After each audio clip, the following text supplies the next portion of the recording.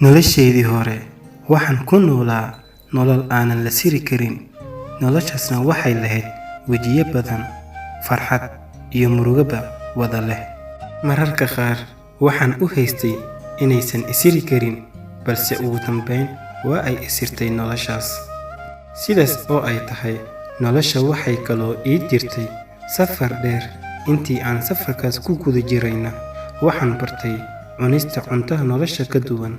cuntooyinka aan ku kala bartayna safarkaas waxaa ka mid ahaa xanuunka, cabsida, fikirka, keli ahaanshaha iyo in kaloo badan.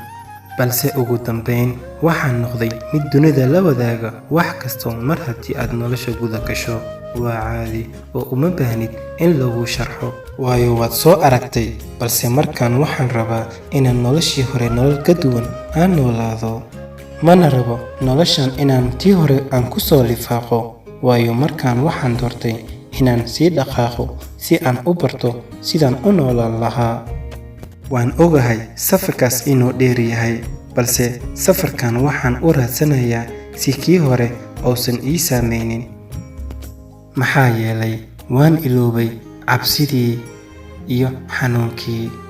iga raali noqo. maxaa yeelay waa ay igu adag tahay dib dambe inaan u soo laabto. hadda kadibna ma rabo cabsida iyo xanuunka waxaan horay u soo arkayna.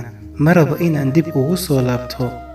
mar labaad iyo mar saddexaad iga raali noqo. ma ihi ruux kuu soo laaban kara.